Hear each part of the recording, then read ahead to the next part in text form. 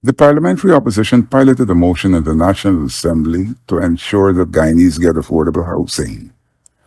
Piloting the motion was Member of Parliament Annette Ferguson. I know many on the opposite side will continue to shout on the mountaintop the famous chorus, and I quote and unquote, "Coalition did nothing." This, Mr. Speaker, is far from the truth, but I will highlight the many positives shortly. I believe that historical context must be highlighted.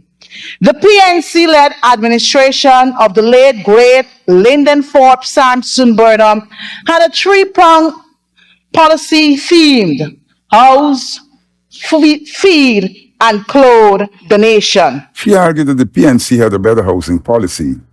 She said that South Georgetown is testimony to this. Tocqueville, South Rumveldt, North Rumveldt, North and West La Penitence, Costello Housing Scheme, East and West Rumveldt, Lane Avenue, Guyhawk Park, Guyhawk Gardens, Shirley Field Ridley Square, Roxanne Burnham, Camberville Housing Scheme, Melanie Damishana, Wisma, Wisrock, Andoy's Avenue, just to name a few. She said that the structures are still standing. So too are the concrete roads that were introduced. Ms. Ferguson said that the same can't be said for those housing schemes that have emerged post-1992. The housing concept was predicated on the principle of self-help. Contrast this approach, Mr. Speaker, today under an uncaring and unconscionable PPPC regime, rather than Guyanese encouraged to utilize lands, and if they do so in an unregularized or unstructured way, they are bullied, had their properties bulldozed and lands flooded.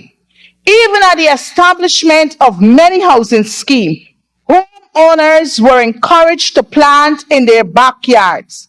Today, are homeowners being encouraged by the PPPC regime to do so?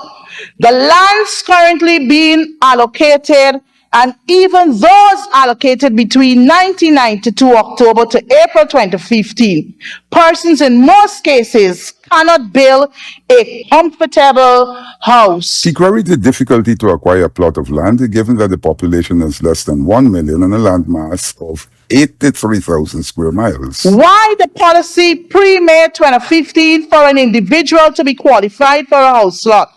The three principles were applied.